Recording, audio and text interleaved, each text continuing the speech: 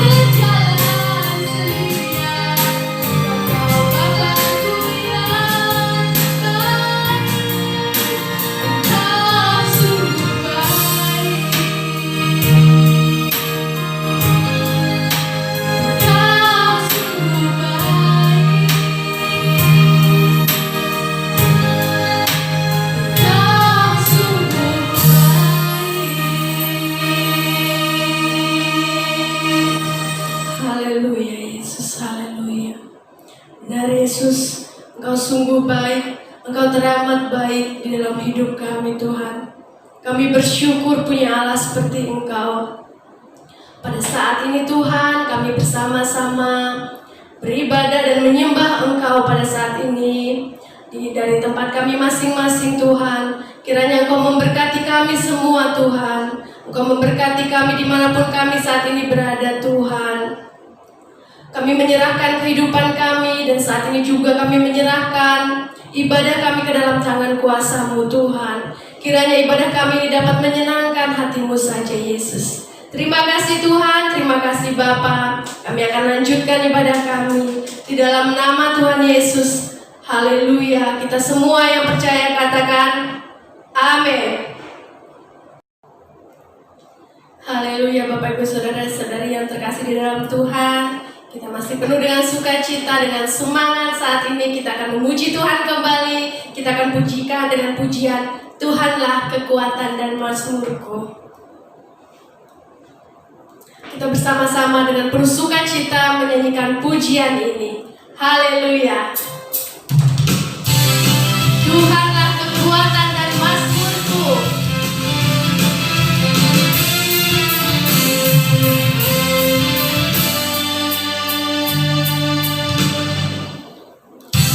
Tuhanlah kekuatan dan mazmurku, ya gunung batu dan keselamatanku. Hanya padamu hatiku percaya.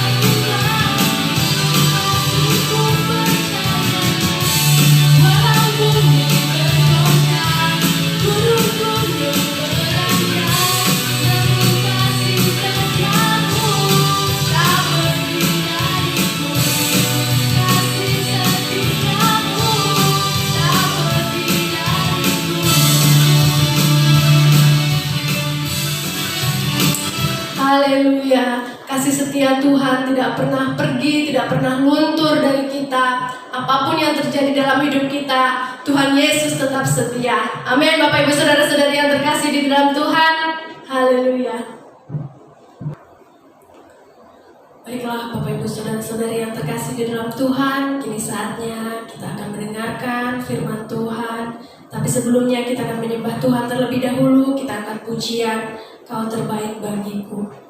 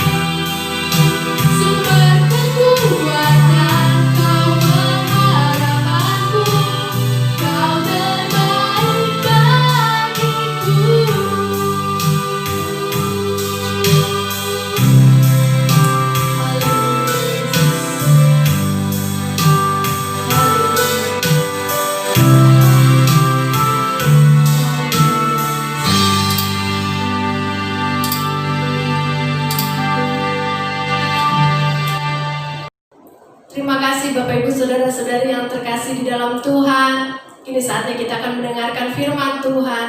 Sampai bertemu lagi dalam ibadah-ibadah selanjutnya. Shalom. Halo, selamat pagi. Selamat berjumpa di dalam ibadah online pada pagi hari ini. Kiranya pada pagi hari ini kita semua mendapat berkat daripada Tuhan.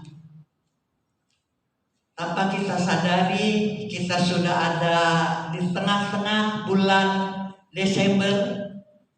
Bulan Desember adalah suatu bulan di mana kita merayakan hari Natal, yaitu hari kelahiran Tuhan Yesus. Tetapi pada tahun ini kita tidak dapat mengadakan perayaan Natal bersama muka karena COVID masih merajalela. Kita tidak bisa mengadakan suatu perkumpulan banyak orang. Dan sebab itu pada tahun ini biarlah kita mengadakan Natal bersama-sama dengan penuh keprihatinan karena keadaan yang tidak mendukung. Tetapi apapun yang terjadi di dalam kehidupan kita, kita akan menyambut Natal dengan hati yang penuh sukacita dan ucapan syukur. Dan nanti pada tanggal 24 sore hari ada perayaan Natal yang dikoordinir oleh kaum muda yang setia kepada Tuhan. Kita bersama-sama akan merayakan Natal melalui online. Puji Tuhan, pada pagi hari ini mari kita bersama-sama akan mendengarkan sebagian daripada firman Tuhan. Dan sebelum itu kita akan berdoa lebih dahulu.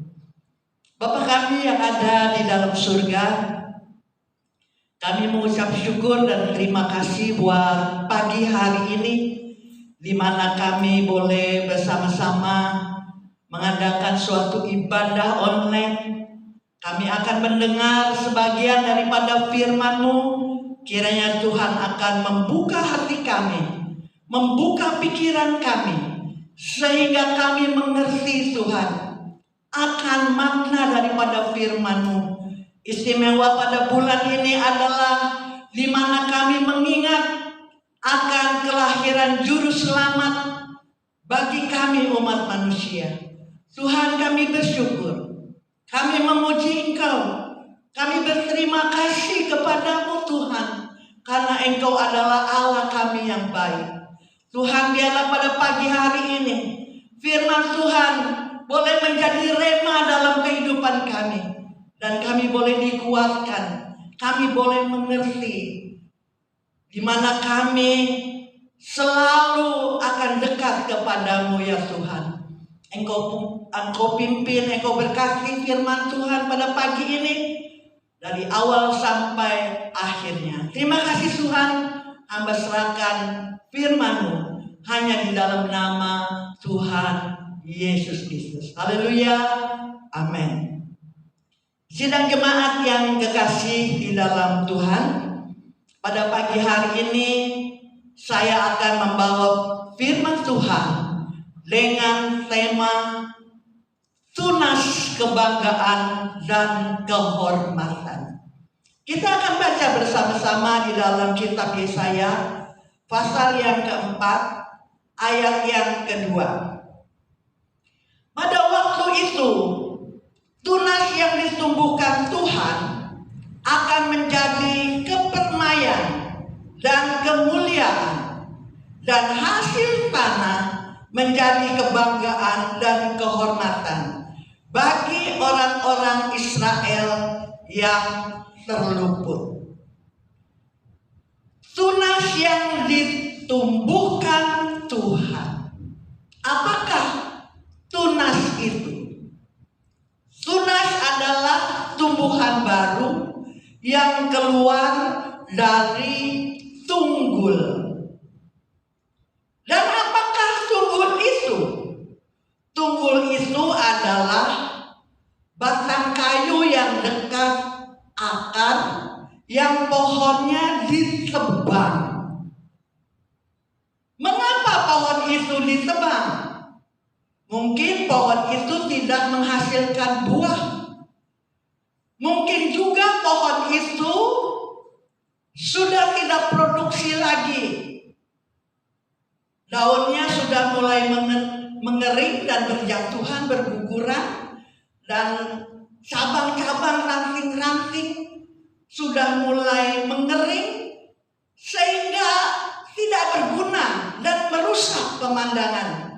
Maka pohon itu ditebang. Ada juga kemungkinan pohon itu ditebang karena suatu kecelakaan, suatu musibah. Mungkin ada angin tofan yang merobohkan pohon itu, sehingga pohon itu harus ditebang. Mungkin juga ada suatu kecelakaan di mana ada mobil yang besar menabrak pohon itu, sehingga pohon itu tumbang dan pohon itu harus ditebang. Biasanya ditebang pohon itu sampai dekat akar. Hanya ditinggalkan kayu yang sedikit di permukaan tanah. Itulah tunggul. Tunggul adalah merupakan suatu gambaran di mana hati daripada Tuhan merasa kecewa. Tuhan merasa kecewa dengan manusia. Manusia diciptakan oleh Tuhan dengan sempurna, lebih daripada segala ciptaan yang lain. Manusia diberikan nafas daripada Allah, supaya manusia itu bisa hidup, di mana manusia itu mendapat sesuatu kemuliaan daripada Allah. Dan Allah menghendaki manusia menjadi makhluk hidup yang dapat menyembah dan memuji nama Tuhan.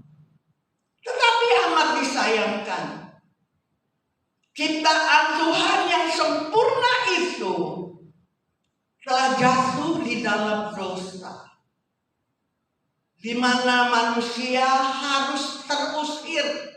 Dia harus keluar pada satu tempat yang disediakan yang sangat indah untuk manusia.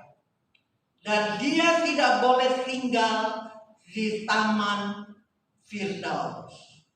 Sidang jemaat yang kekasih di dalam Tuhan, karena manusia pertama sudah jatuh di dalam dosa, maka dosa itu terus bertumbuh.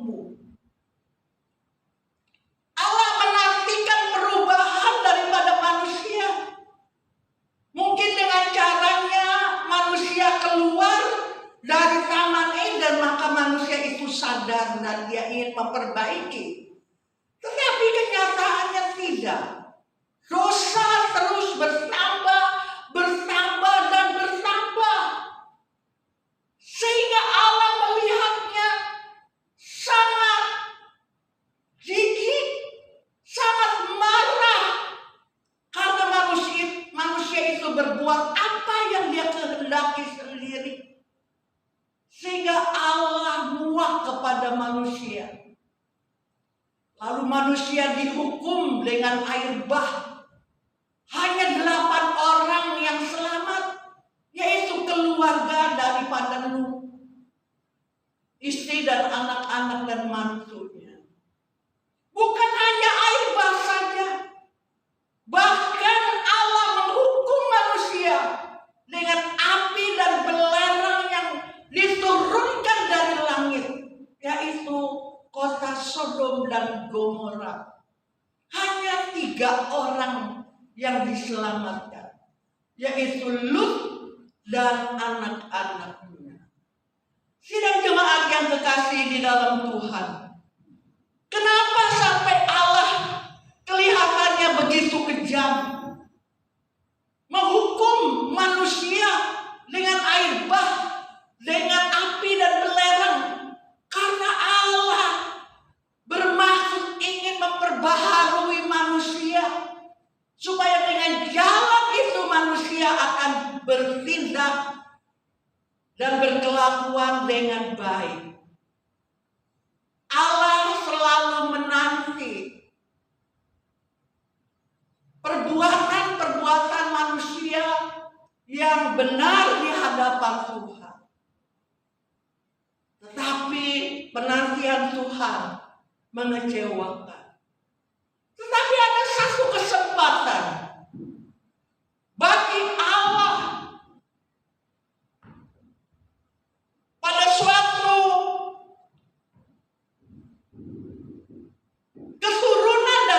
Yakub, Israel menjadi satu bangsa yang begitu banyak. Umat Israel hidup di dalam negeri perbudakan, yaitu negeri Mesir. Dan pada satu saat umat Israel merasa bahwa hidupnya begitu tertekan. Bahkan dia mempunyai Allah yang selalu memberkati dan menolong kepada umatnya. Karena dia ingat akan Allahnya yang maha mulia dan baik itu. Maka berserulah umat Israel kepada Allah.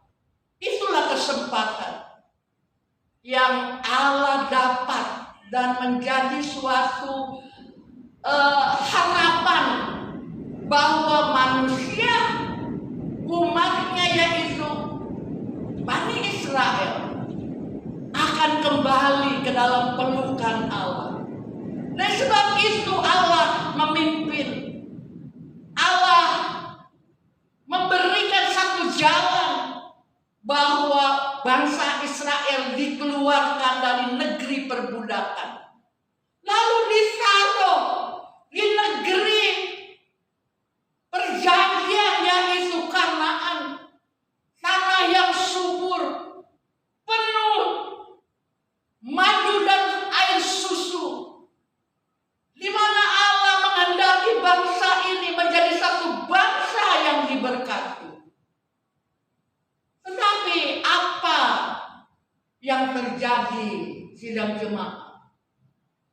Bahwa bangsa Israel hanya seketika dia sadar, hanya sebentar dia sadar, selanjutnya dia lupa kembali akan perintah 10 hukum Taurat, di mana Allah mengajarkan kepada Bani Israel supaya dia beribadah kepada Allahnya.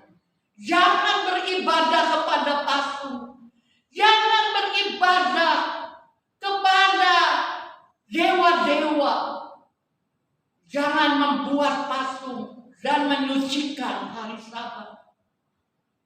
Dia belajar harus menghormati ayah ibu, jangan berdusta, jangan berzina, jangan membunuh, jangan mencuri, jangan menguasai milik orang lain, istri orang lain, suami orang lain, atau budak orang lain. Itu semua diajarkan dari perintah Allah dalam 10 hukum Taurat.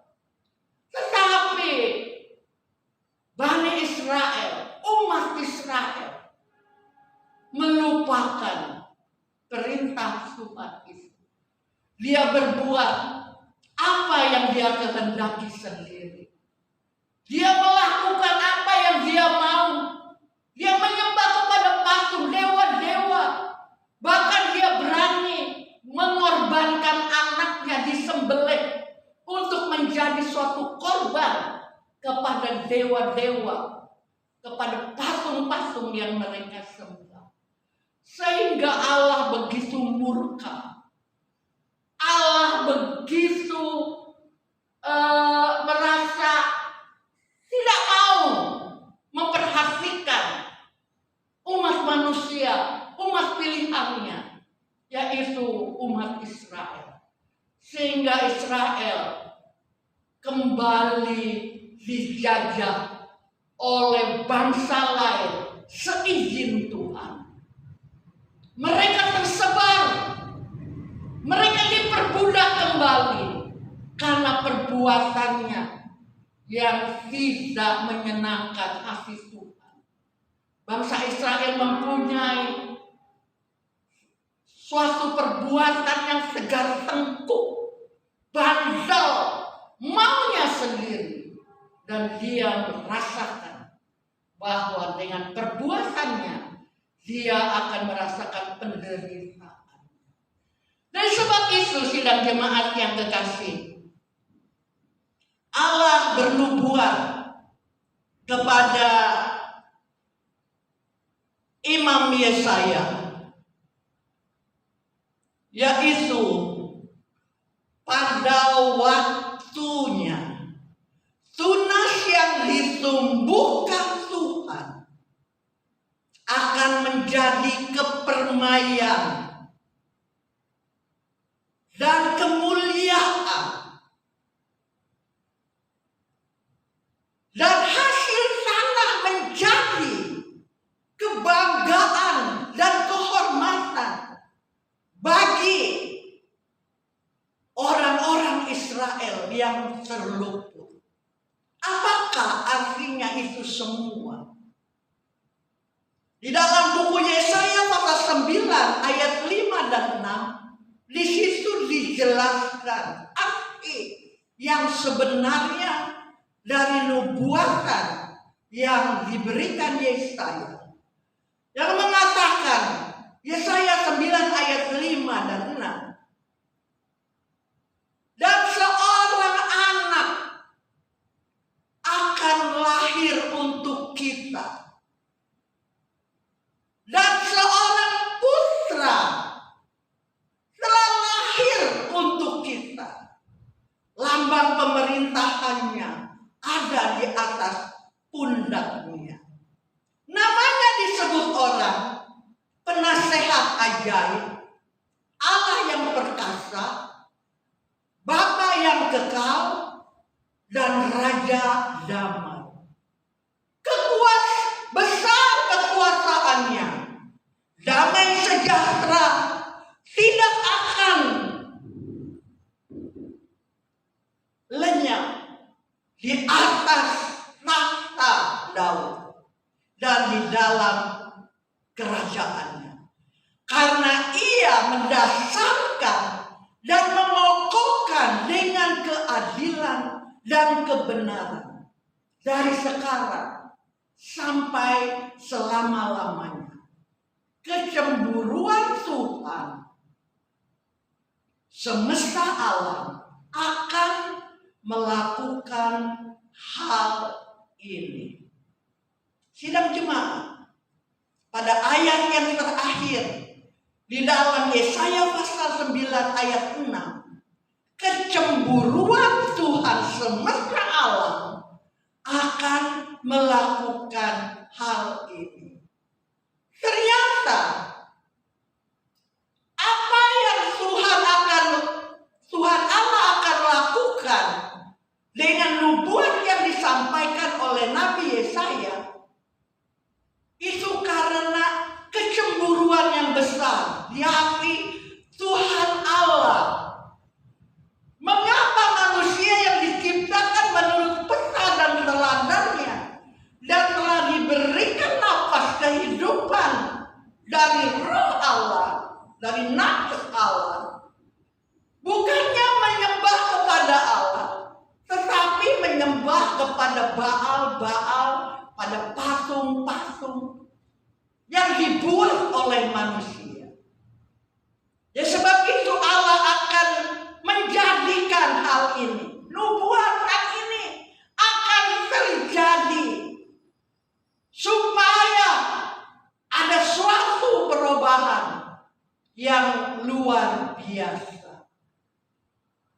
Sidang jemaat yang kekasih, suatu nubuatan belum terjadi. Mungkin pada waktu Nabi Yesaya memberikan nubuatan ini kepada umat Israel tertawa, seolah-olah mengejek kepada Yesaya bahwa apa yang akan terjadi, mana bisa akan terjadi, itu hanya sebuah perkataan. Tetapi lain dengan kita di zaman kita hidup sekarang ini. Apa yang dikatakan, yang dinubuatkan Allah memberikan kepada Nabi Yesaya itu menjadi satu bukti yang nyata karena sudah terjadi. Demikian juga saya ingatkan kepada seluruh jemaat yang kekasih. Nubuatan atau wahyu yang kita terima juga dari buku Wahyu belum terjadi. Kita jangan tertawakan itu. Itu pasti akan terjadi kelak. Sama seperti nubuatan yang diberikan Allah kepada Yesaya. Sekarang kita melihat dengan nyata dan jelas nubuatan itu terjadi. Demikian juga kelak nanti. Satu kali kitab Wahyu yang ayat demi ayat yang dinubuatkan oleh murid Tuhan Yesus yang bernama Yohanes kekasih Yesus itu akan terjadi. Sebab itu dengan cara ini saya mengimbau kita tetap pelihara iman percaya kita kepada Tuhan kita Yesus Kristus. Sehingga kita memiliki apa yang dinubuatkan oleh murid Tuhan Yesus. Rasul daripada Tuhan Yesus. Yaitu Yohanes kekasih Tuhan Yesus Kristus. Nah sekarang kita kembali. Bagi bangsa Israel nubuatan yang Allah berikan kepada Yesaya. Pada waktu itu tunas yang ditumbuhkan Tuhan akan menjadi kepermaian. Apa kepermaian? Kepermaian itu adalah keindahan, keelokan. Jadi tunas itu akan tumbuh menjadi suatu yang indah, yang elok, yang kepermaian, yang permai dan kemuliaan. Mengapa? Apa tanda-tandanya? Kita sudah diberitahu di dalam Yesaya pasal 9 ayat 5 dan 6. Seorang anak akan lahir untuk kita. Seorang putra akan diberikan kepada untuk kita. Kita sudah melihat sekarang siapa itu.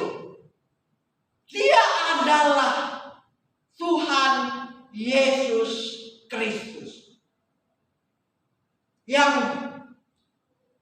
turun menjadi manusia, di mana Yesus telah mengosongkan dirinya. Dia sebagai anak Allah yang berkuasa di surga. Dia diutus datang ke dunia. Dia mengosongkan dirinya menjadi manusia seutuhnya, 100% manusia. Kenapa saya katakan 100%? Karena dia sama dengan kita. Dia lapar, ingin makan. Ya, dia cari buah pohon ara, tetapi pohon itu tidak ada buahnya, sehingga pohon itu dikutuk. Dia marah melihat bait Allah, rumah Bapa dipakai untuk perjudian, penjualan dan pembelian. Sehingga Allah menjungkir balikan semua meja-meja yang ada di dalam bait Allah. Dia marah.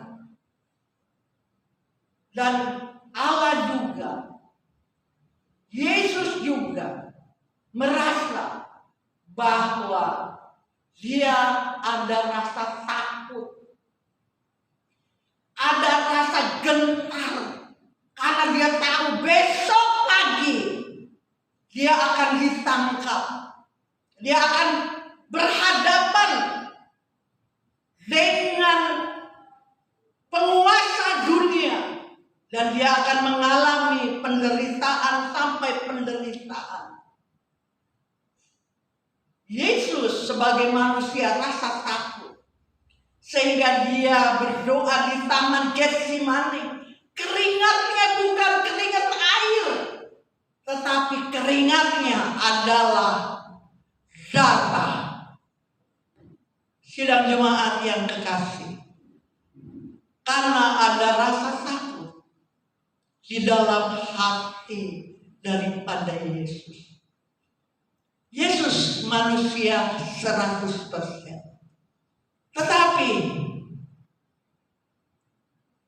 nubuatan itu mengatakan bahwa Yesus akan menjadi seorang pemimpin yang bertanggung jawab. Dia hadapi segala permasalahan apapun.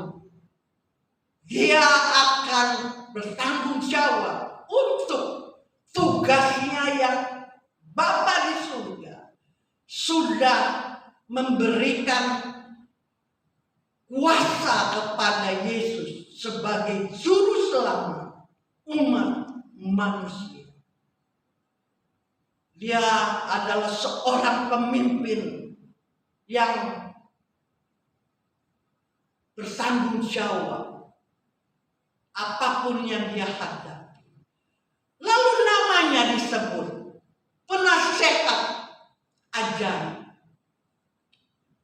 Tuhan Yesus adalah seorang penasehat yang ajaib, di mana Yesus menasehati kepada seluruh umat manusia. Tuhan Yesus tidak pernah memerintah. Kalau Allah memerintah, memberikan 10 hukum Taurat, merupakan suatu perintah yang harus dijalankan. Tetapi tidak dengan Tuhan Yesus. Dia memberikan nasihat kepada manusia, yaitu memberikan hukum kasih. Hendaklah engkau mengasihi Tuhan Allahmu dengan segenap hatimu, dengan segenap jiwamu, dengan segenap akal budimu, dengan segenap tenagamu. Hendaklah engkau mengasihi sesama manusiamu seperti mengasihi dirimu sendiri. Hukum kasih ini adalah nasihat yang diperintahkan melakukan, bukan perkara yang di luar, tetapi perkara yang ada di dalam. Hati ada di dalam, jiwa ada di dalam, pikiran ada di dalam. Yang di dalam itulah yang harus mengasihi kepada Allahnya, bukan perkara yang di luar. Setelah yang di dalam ini sudah kita dapat kuasai, maka perkara yang di luar dapat kita kuasai. Demikian juga dengan mengasihi sesama manusia. Tuhan Yesus memberi nasihat bahwa kita melakukan mengasihi manusia seperti mengasihi diri kita sendiri. Kalau diri kita sendiri tidak mau dijahatin sama orang, maka kita jangan jahat sama orang. Kalau di dalam diri kita ini dipukul sakit, maka kita jangan pukul orang.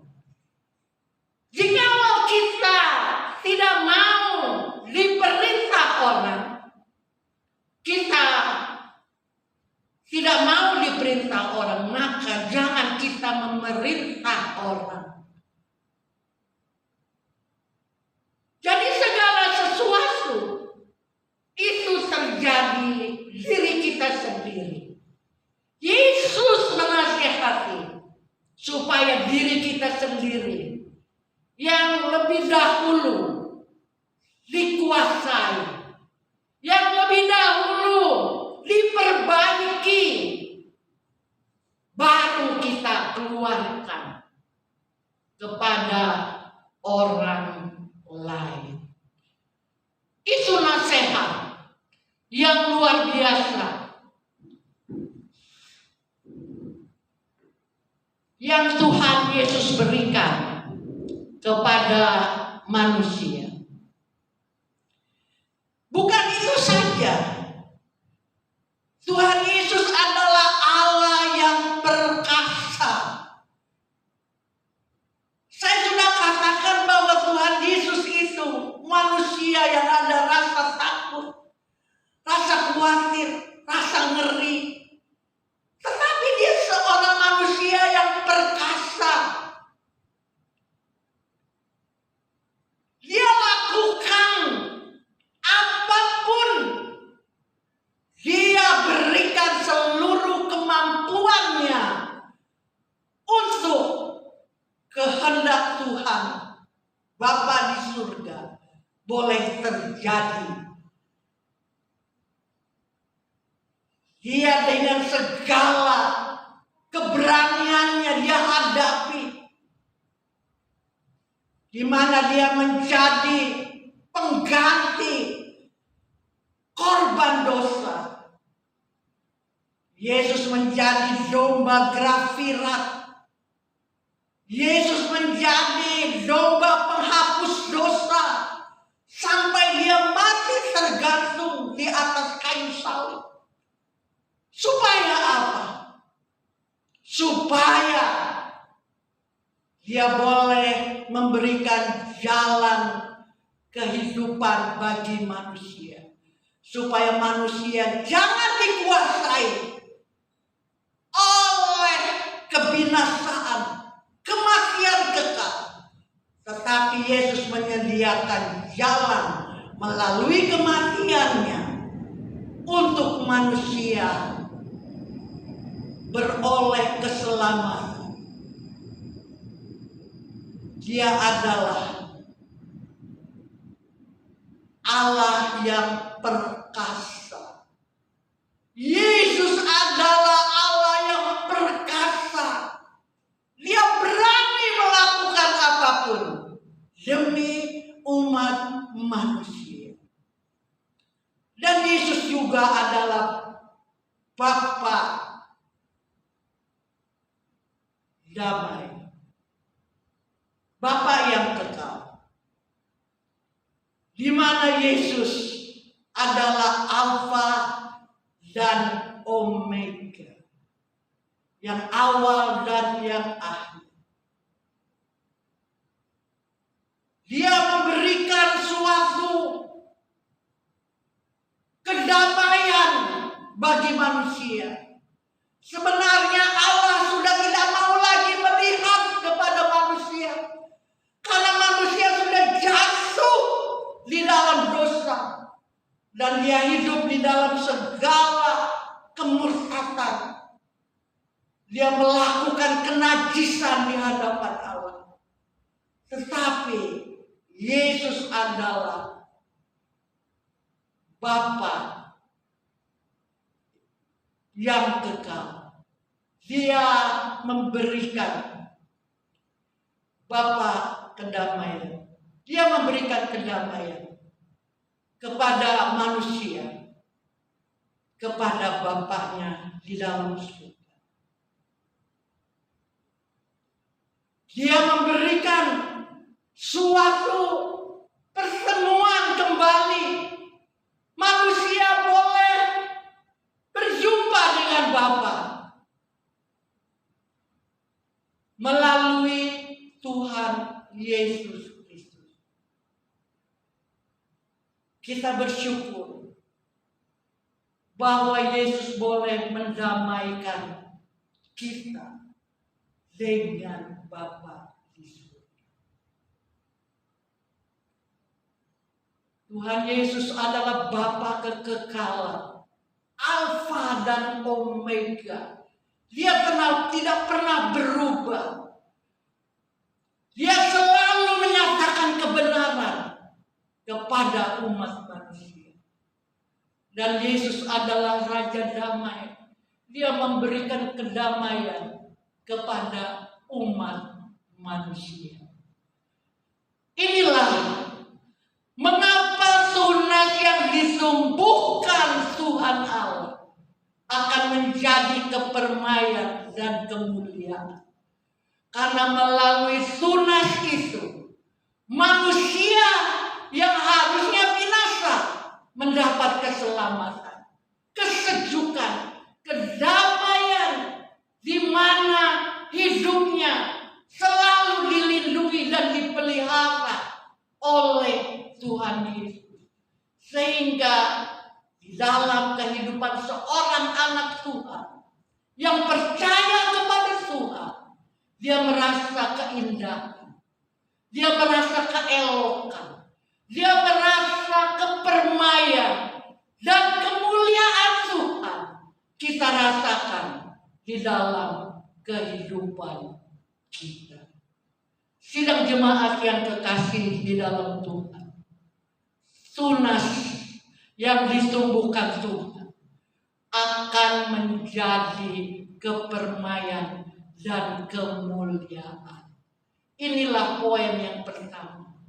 Poin yang kedua, dan hasil sana menjadi kebanggaan dan kehormatan bagi orang-orang Israel yang diluputkan. Siapakah orang Israel yang diluputkan itu? Orang Israel yang diluputkan adalah orang-orang yang hidup di dalam Injil Kristus. Keselamatan datang dari Injil Kristus. Saat ini banyak orang yang menamakan dirinya agama Kristen dan sebagainya, tetapi ada yang melupakan Injil Kristus. Dia hanya mempermuliakan Allah yang besar, karena dialah yang berkuasa katanya. Tapi dia melupakan satu ayat, bahwa tidak seorang pun yang akan sampai kepada Bapa kalau tidak melalui aku, yaitu Yesus Kristus, Injil Kristus. Dan sebab itu kita sebagai umat yang percaya kepada Injil Kristus, bahwa Yesus datang ke dalam dunia ini, istimewa pada hari Natal yang nanti sebentar kita akan rayakan bersama-sama, sebagai bayi yang lahir di dalam dunia ini, tidak lain Yesus diutus oleh Bapa untuk menyelamatkan umat manusia. Yohanes pasal 3 ayat 16, ayat yang sudah terkenal dan di luar kepala, sudah mengerti banyak. Karena begitu Allah mengasihi dunia ini, sehingga Ia telah mengaruniakan anaknya yang tunggal, supaya barang siapa yang percaya kepadanya tidak binasa, melainkan memperoleh hidup yang kekal. Inilah orang-orang Israel yang terluput. Kita bangsa Indonesia yang sudah diperkenalkan bahwa ada seorang juru selamat telah lahir ke dalam dunia, yang namanya Yesus Kristus. Dan kita berdiri di atas Injil itu. Dan selalu percaya apa yang sudah dikatakan di dalam Injil. Maka kita akan beroleh keselamatan yang disediakan oleh Yesus Kristus bagi kita umat yang percaya kepada Tuhan. Nah, bagi orang-orang yang percaya bagi Tuhan, sidang jemaat yang terkasih, di sana dikatakan, dan hasil tanah menjadi kebanggaan dan kehormatan. Kalau kita bicara tentang tanah, hasil tanah, maka Tuhan Yesus memberi pengajaran di dalam pelayanannya kepada Bani Israel.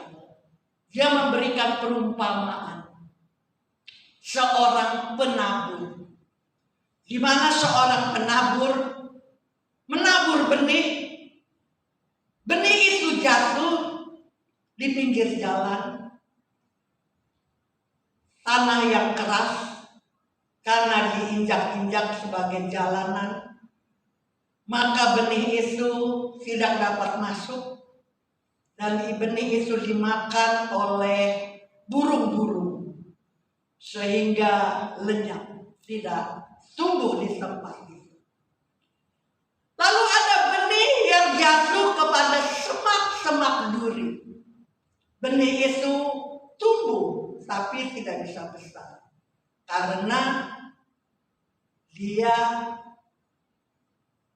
berebut makanan dengan rumput semak-semak yang berduri. Lalu ada benih yang jatuh di tanah yang baik. Nah, pada pagi hari ini saya tidak membicarakan tentang benih yang jatuh di jalanan, benih yang jatuh di semak duri, tetapi yang saya tekankan pagi ini adalah benih yang jatuh di tanah yang baik. Kita melihat di dalam buku Mazmur pasal 4, buku Markus pasal yang keempat, ayat yang ke-20. Dan akhirnya yang ditabur di tanah yang baik ialah orang-orang yang mendengar dan menyambut firman. Ia akan mengeluarkan buah. Ada yang mengeluarkan buah 30 kali lipat. Ada yang mengeluarkan buah 60 kali lipat. Dan ada yang 100 kali lipat. Buah inilah yang menjadi suatu kebanggaan bagi orang yang memiliki pohon itu. Kalau pohon itu berbuah, maka pohon itu diberi kehormatan. Dengan cara apa? Pohon itu diberi pupuk, pohon itu diberi air yang cukup, sehingga pohon itu tumbuh dengan subur dan menghasilkan buah yang baik. Inilah yang dimaksud dari nubuatan yang Allah berikan kepada Yesaya, bahwa hasil tanah akan menjadi kebanggaan dan kehormatan. Maksud daripada Allah, siapa yang dibanggakan, siapa yang dia hormati, yaitu tunas yang tumbuh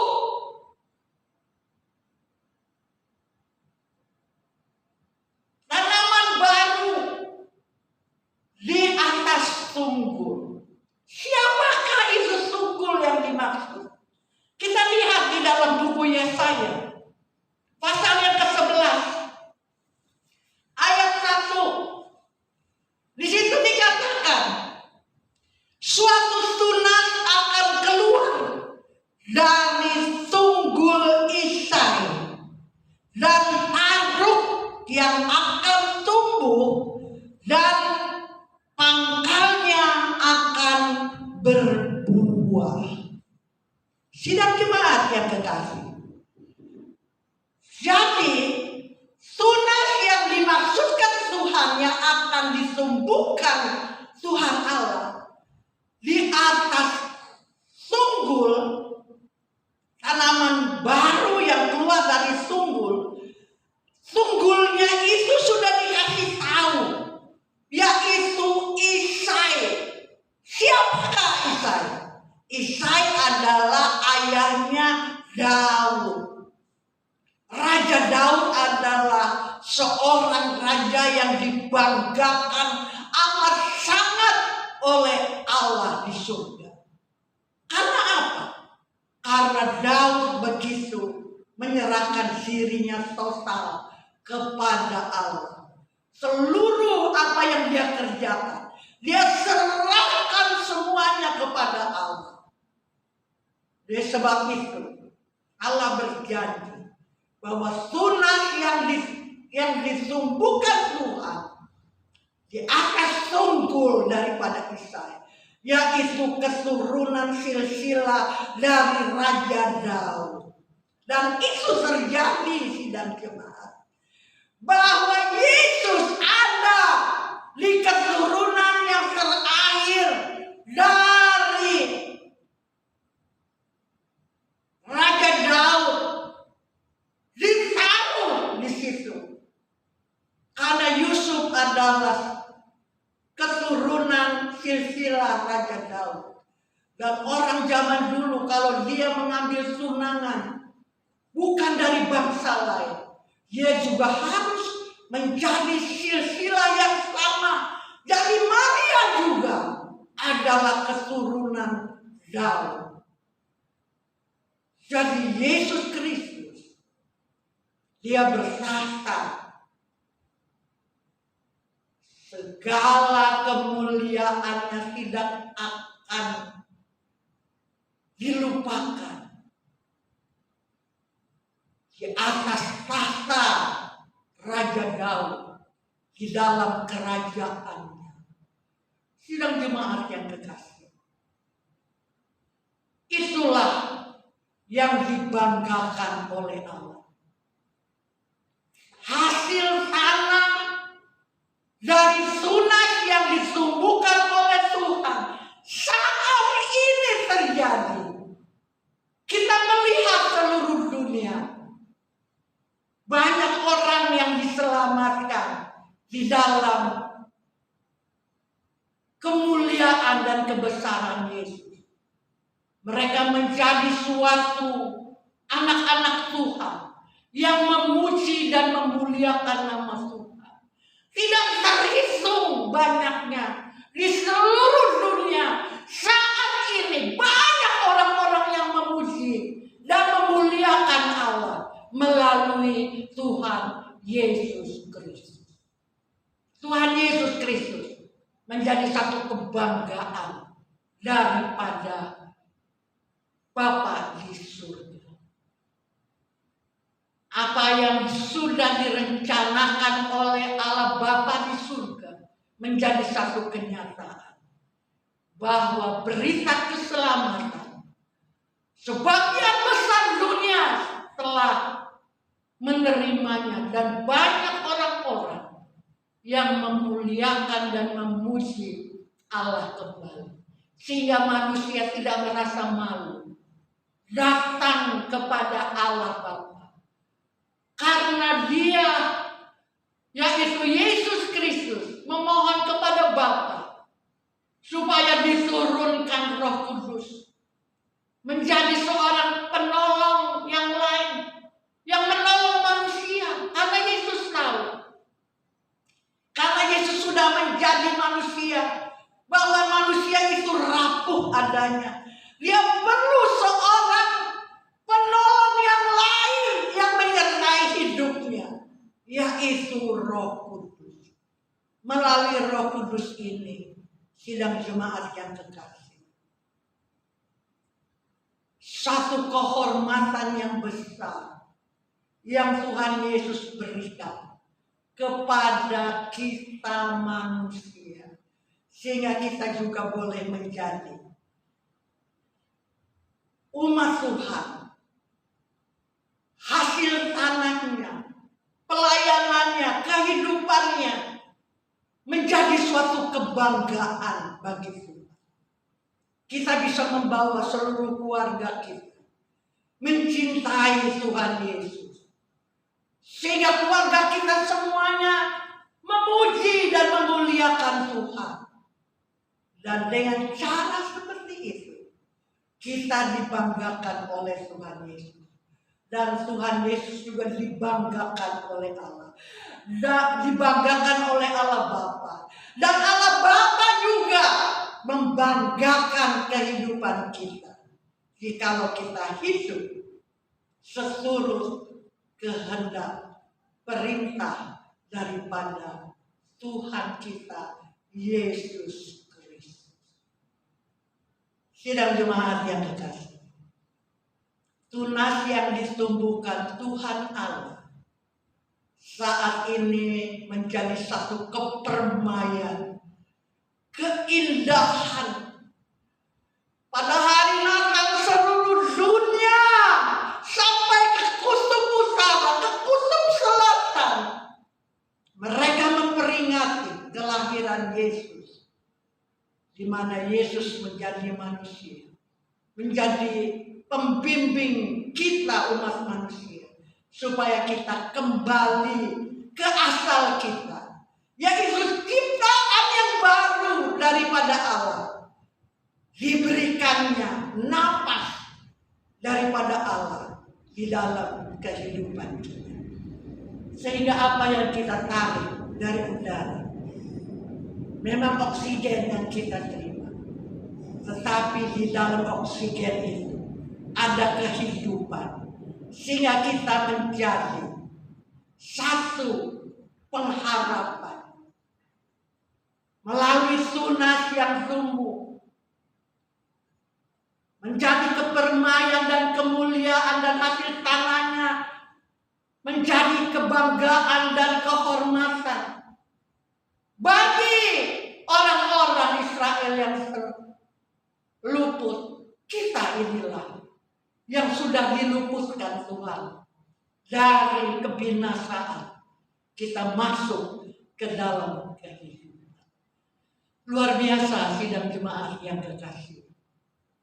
Biarlah dimana sebentar kalau kita merayakan hari Natal, kita bersyukur kepada Allah Bapa bahwa melalui Yesus Kristus yang datang ke dalam dunia ini, kita boleh menjadi penyembah Allah. Yesus Kristus, Dia berbuah luar biasa buat kemuliaan Bapa.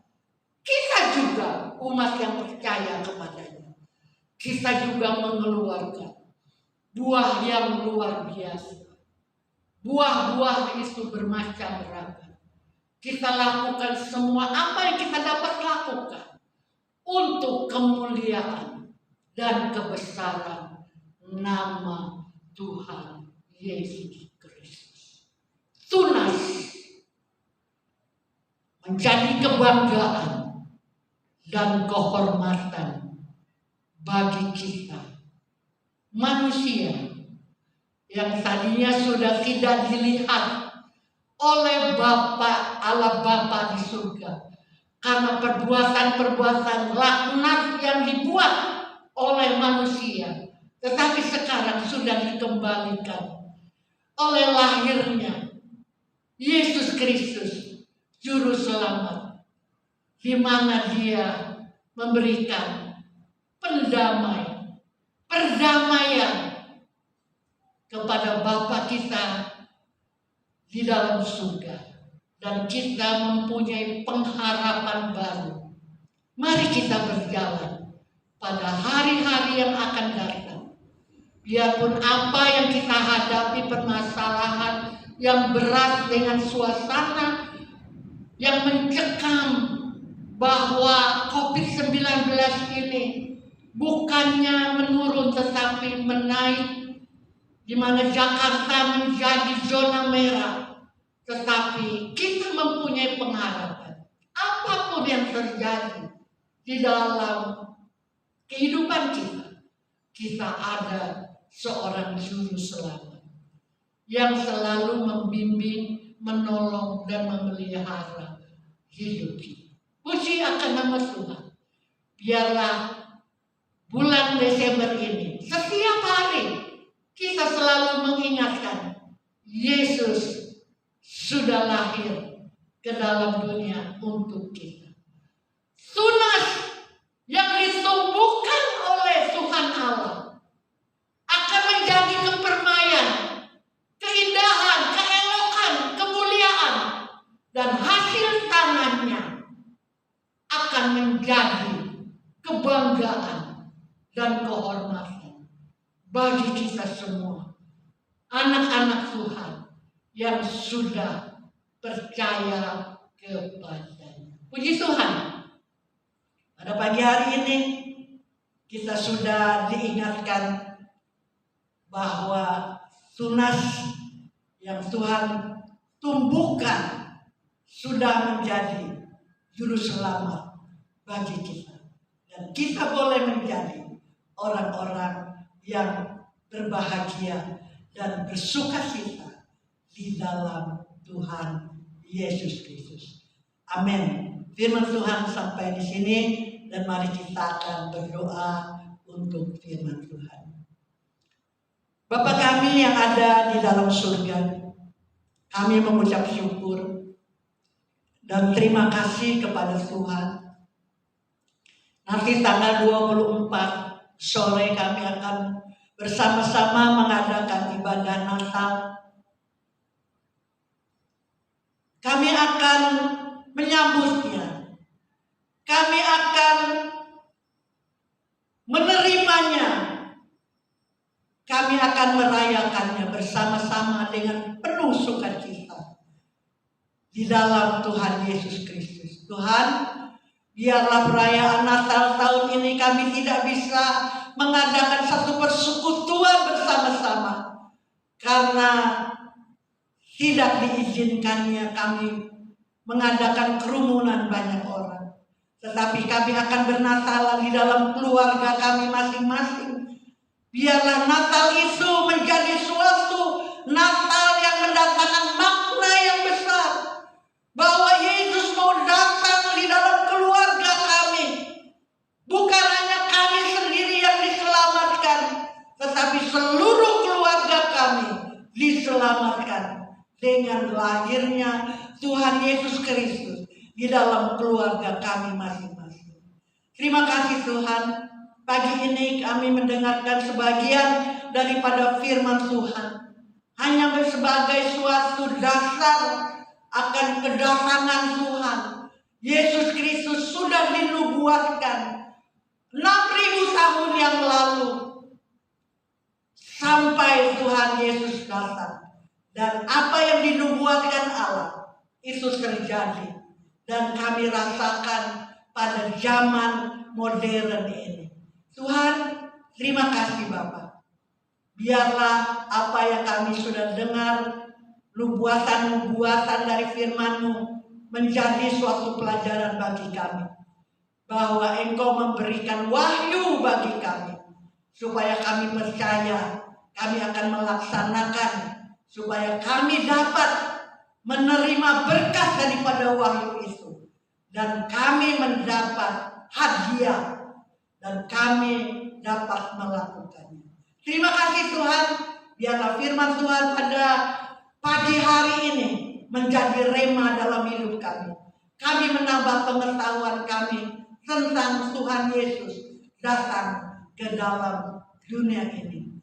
Tunas kebanggaan dan kehormatan. Terima kasih Bapak.